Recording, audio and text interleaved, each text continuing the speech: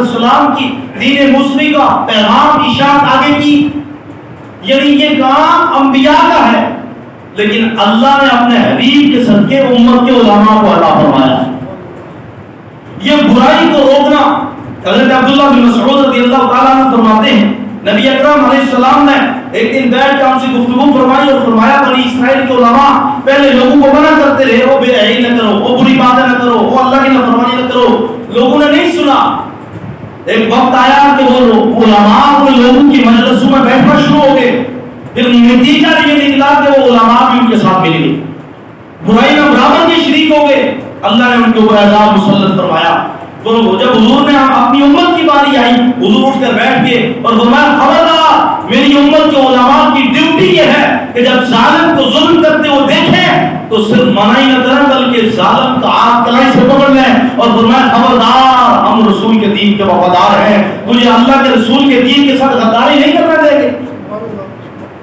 حضور جان عالم صلی اللہ علیہ وسلم نے اپنے علماء کی ڈیوٹی لگائی کہ میرا دین قیامت تک بچ کر چلے گا تو یوں چلے گا کہ علماء پاسبان ہوں گے، علماء چوکیدار ہوں گے، یہ ڈاکہ نہیں پڑنے دیں گے، یہ ڈاکو کو بیچ میں اپنی اس اسلام کی حویلی، اسلام کے باؤنڈری کے اندر داخل نہیں ہونے دیں گے۔ آپ نے دیکھا ہر طرح کا فتنہ آتا ہے، ہر طرح کا فتنہ ہر ادوار کے اندر اٹھا، لیکن سر کچلنے والے اللہ نے علماء ہی پیدا فرمائے۔ آپ کتب تاریخی کتب کو اٹھا کر دیکھیں اور اس کے اندر آپ فرقوں کا جو جناب والا برمار ہوگی۔ حضرت شاہ عبد العزیز رحمۃ اللہ تعالیٰ عنہ 1200 ہجری میں انہوں نے وصال فرمایا۔ ان کی کتاب ہے تحفہ اثنا عشریہ، اس کے اندر آپ نے 100 سے 150 400 کم و بیش آپ نے فرقے لکھے، صدی کے اندر کم و بیش، اور حضرت جناب مولا علی تک بات کی کہ یہاں تک یہ جو فرقے آئے وہ یعنی فتنہ تھا ہر دور کے اندر، صحابہ کے دور کے اندر، تابعین کے دور کے اندر، کلمہ پڑھنے والے فتنہ کر لو۔ حضرت یہ بڑا ایک میں وہ عرض کرتا چلو ساتھ ساتھ، جب یہ ترمذی کے اندر بھی اور دیگر کتب کے اندر بھی موجود ہے کہ ابن سیرین رحمۃ اللہ تعالیٰ جو امام التابعین ہیں، تابعین کے پیشوا بھی ہیں اور انس بن مالک رضی اللہ تعالیٰ عنہ کے شاگرد ہیں، یعنی صحابہ کی انہوں نے زیارت کی ہے۔ آپ رضی اللہ تعالیٰ عنہ فرماتے ہیں پہلے جب کوئی کہتا تھا کہ یہ حدیث میں نے رسول اللہ سے سنی، یعنی وہ دور ایسا تھا کہ وہ سارے لوگ موجود تھے، تو ہر ایک کہتا تھا میں نے رسول اللہ سے یہ حدیث حضور کو فرماتے ہوئے سنا ہے۔ تھوڑا ہی عرصہ گزرا تھا حضور کو جاتے ہوئے، حضور تشریف لے گئے دنیا سے، تو وہ ابن سیرین فرماتے ہیں میں زندہ تھا اور میں انس بن مالک کے شاگرد ہوں، فرمایا میں اس وقت موجود تھا، لوگ کہتے تھے کہ ہم نے یہ حدیث رسول سے سنی ہے تو ہم اس کی بات مان لیتے تھے، لیکن جب تھوڑے عرصہ گزرا فتنے نے سر اٹھایا تو جب لوگ کہنے لگے ہر غیرہ غیرہ نتھو غیرہ اٹھ کے کہنے لگا کہ ہاں میں نے بھی حدیث سنی ہے رسول اللہ سے، اور جب فتنے کا دور آیا الگ الگ فرقے جنم لینے لگے، جناب علی رضی اللہ تعالیٰ عنہ کو خدا کہنے والے پیدا ہوئے۔ یہ شاہ عبد العزیز نے تحفہ اثنا عشریہ میں لکھا ہے، مولا علی کو خدا کہنے والے فرقے اسلام کا نام لینے والے، کلمہ پڑھنے والے علی کے سامنے کھڑے ہو کے کہنے لگے ان الحکم الا للہ، علی تو کچھ نہیں تیرے سوا، جناب حکم چلے گا تو اللہ کا چلے گا۔ دوسری طرف ایک اور فرقہ کھڑا ہوا علی کے سامنے کی بات، مولا المسلمین حیدر کرار علی المرتضیٰ کی بات ہو رہی ہے، جناب علی کے سامنے دوسرا فرقہ کھڑا ہوا، اس نے کہا علی تو خدا ہے، اور پھر کہا وہ آج بھی وہ لوگ موجود، میں زیادہ لمبی بات نہیں کروں گا، اس نے کہا مولا علی نے ان کے اوپر حد جاری فرمائی، اور کچھ جب وہ زیادہ ظلم کرنے لگے حد سے بڑے تو جناب علی نے ان کو آگ جلائی اور کہا ان کو سزا دو۔ وہ کہنے لگے دیکھا ہم نے کہا تھا تو خدا ہے، اب دیکھو آگ کا عذاب خدا ہی دیتا ہے۔ یعنی عقل جب موت ہو جائے، سلب ہو جائے، ایمان چھین لیا جائے، دل کے اندر غلاظت آ جائے، اس وقت بندے کو بات نہیں سمجھ آتی حق کیا ہے اور جھوٹ کیا ہے۔ تو یہ فرقہ پرستی ابن سیرین رحمۃ اللہ علیہ فرماتے ہیں جب لوگ کہنے لگے ہم نے بھی حدیث رسول سے سنی، اس وقت ہم نے پیمانہ رکھ لیا، تو ساتھی نے پوچھا کہ آپ کے پاس وہ پیمانہ ناپنے کا کیا تھا؟ کہا ہم اس سے پوچھا کرتے تھے کیا تو سنی العقیدہ ہے؟ اگر وہ کہتا ہم اہل سنت و جماعت سے ہیں تو ہم اس کی حدیث سن لیا کرتے تھے. یعنی یہ لوگ کہتے ہیں کہ سننے کہاں سے آیا، یہ اہل سنت و جماعت کہاں سے آئے؟ میں نے کہا صحابہ کے دور سے آئے.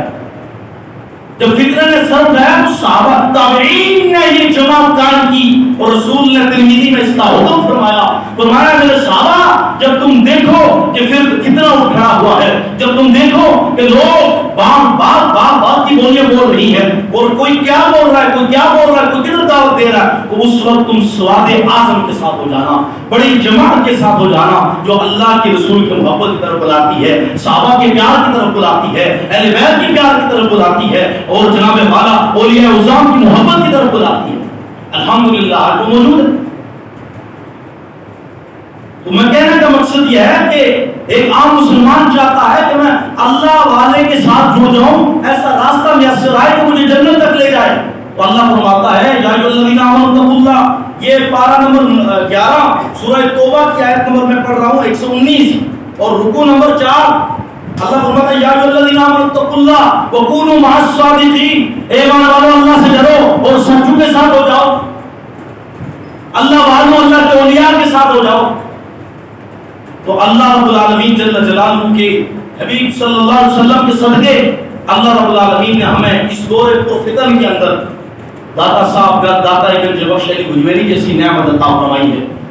اللہ کے فضل و کرم سے ہمیں ہمارے ہاتھوں میں بغداد معلّہ کے اندر وہ مرد حر لیتا ہوا بغداد کے اندر عبد القادر جیلانی کا دامن اللہ نے عطا فرمایا ہے. ہمارے ہاتھوں میں تاجدار بریلی شاہ امام محمد رضا کا دامن اللہ نے ہاتھوں میں عطا فرمایا ہے. ہمارے ہاتھوں کے اندر دو تاجدار گولڑا شاہ مہدی علی شاہ رحمۃ اللہ تعالی علیہ کا دامن اللہ نے ہاتھوں میں عطا فرمایا ہے. ہمارے ہاتھوں کے اندر میاں محمد شیر محمد شرف پوری رحمۃ اللہ تعالی علیہ کا دامن اللہ نے ہاتھوں میں عطا فرمایا ہے. ہمارے ہاتھوں کے اندر بابا فضل کلیامی رحمۃ اللہ تعالی علیہ کا اللہ نے ہمارے ہاتھوں میں دامن عطا فرمایا ہے. اور یہ دور پرفتن دور ہے. اس دور کے اندر کامیاب وہی ہے جو اللہ والوں سے جڑ جائے، اللہ والوں کی نسبت. یہ لوگ فرقہ واریت نہیں کرتے، یہ لوگ تعصب نہیں پھیلاتے. اس کی ایک مولوی صاحب نے دوسرے کی ٹانگ کھینچی، دوسرے مولوی صاحب نے ان کی ٹانگ کھینچی، اس نے جواب دیا، اس نے الزامی جواب دیا، اس نے سوال کیا، اس نے جواب دیا. عام مسلمان پریشان ہے کہ بھائی میں جاؤں کدھر. لوگ اس چیز کو بنیاد بنا کر دین سے اعراض کر رہے ہیں. اور جو مولویوں کے جھگڑے ہیں، یہ بھائی یہ سود حرام ہے، یہ کام حرام، اور نہیں مولویوں کے جھگڑے اور نصوص قطعیہ کا انکار کیا جا رہا ہے ان مولویوں کی وجہ سے. یعنی مولوی کو لیول بنا کر، مولوی کو سامنے رکھ کر اللہ اکبر جل شان رسول اعظم صلی اللہ علیہ وسلم نے فرمایا کہ وہ وقت آئے گا جب لوگ حلال کو کھائیں گے لیکن حرام کو بھی حلال سمجھ کر کھائیں. وہ قرب قیامت کا دور ہوگا. تو اب مولوی صاحب کے جھگڑے میں نہ پڑو. اب دوسری پارٹی دیکھیں. اب انہوں نے چونکہ دوسری پارٹی نے یہ جو گدی نشین یہ درباروں میں پڑے ہوئے بھنگی چرسی وہ جناب والا سوٹے لگا کر ہو ڈی کرنے والے، وہ بھائی ان کو کیا خبر کہ گنج بخش کا فیض کیا ہے. وہ تو ڈاکٹر اقبال کیا کہتے ہیں، اللہ اکبر سنیں. فرماتا ہے سید حجویر مخدوم امم، سید حجویر یعنی وہ حجویر حضرت خراسان غزنی کے اندر ایک جگہ ہے، داتا گجویری وہاں کے ادھر سے یہ سفر کر کے آئے. کہا سید حجویر مخدوم امم کہ امت جس کے احسان تلے کبھی ہوئی. سید حجویر مخدوم امم مرکز او پیر سنجر راہ حرم. فرمایا یہ جو مرکز ہے، یہ جو داتا کی قبر ہے، یہ معین الدین چشتی اجمیری سے پوچھے اس کے لیے حرم کا مقام ہے. اور ان کو کیا، ان مولویوں کو کیا خبر کہ وہ داتا گنج بخش علی گجویری کی قبر کیا ہے. وہ تو معین الدین چشتی ہے. یہ تو عقل کی پیداوار ہے اور یہ اللہ کے دشمن کل کی پیداوار ہیں. اللہ اکبر جل شانہ 5ویں 6ٹی ہجری کے بزرگ آج سے کم و بیش 800-900 سال پہلے کے حضرت خواجہ خواجگاہ معین الدین چشتی اجمیری سنجری رحمۃ اللہ تعالی علیہ داتا مقدس حضرت گنج بخش فیض عالم رحمۃ اللہ تعالی علیہ کے مزار پر انوار پر وہ لاہور کے اندر 40 دن چلا کرتے ہیں، پھر الٹے قدم چلتے ہوئے نکلتے ہوئے کہتے ہیں گنج بخش فیض عالم مظہر نور خدا، نام کی سارا پیر کامل کاملہ رہنما. فرمایا یہ جو داتا کی نگری ہے، یہ جو داتا کا مرکز پرموت ہے، یہ ناقصوں کے لیے تو پیر ہے، ہدایت ہے، لیکن کاملوں کے بھی رہنما ہے، مقتداؤں کے بھی مقتدا ہے، پیشواؤں کے بھی پیشوا ہے۔ تو یہ وہ داتا ہے جس کی نسبت اللہ رب العالمین کے صدقے اللہ کے توفیل، اللہ نے اپنے حبیب کے توفیل ہمیں عطا فرمائی ہے۔ یہ وہ نسبت ہے جس کا حکم قرآن نے عطا فرمایا۔ میں نے آپ کے سامنے سورہ توبہ کی آیت نمبر 119 رکوع نمبر 4 اور آیت نمبر 119 پڑھ کر آپ کے سامنے رکھی تھی، یا ایھا الذین آمنوا اتقوا اللہ وکونوا مع الصادقین، اے ایمان والو اللہ سے ڈرو اور اللہ کے اولیاء کے ساتھ جڑ جاؤ۔ ہر طرف فتنہ ہے۔ اب دوسرے لوگوں نے کیا کیا؟ انہوں نے کہا دیکھو لوگ ہمارے پاس آ رہے ہیں، مولویوں نے نفرت کر دی، انہوں نے ڈی لگا کے کہا دیکھو یہ علم شلم جناب، یہ نماز روزہ اس چیز سے ہمارا کوئی سروکار نہیں ہے، ہمارے پاس آؤ ہم تمہیں ڈائریکٹ مدینے میں نماز پڑھائیں گے۔ پیر صاحب کہاں ہے؟ پیر صاحب اندر حجرے میں، نماز کا ٹائم ہے تو ہم مدینے میں پڑھ لیتے، روٹی کا ٹائم ہے پیر صاحب تشریف لا رہے، کھانے کے لیے پیر صاحب پیٹ میں آگ بھریں گے وہ یہی کریں گے، لیکن جب کھانے کی باری آئے گی تو کھائیں گے، جب نماز کی باری آئے گی تو مدینے میں پڑھیں گے۔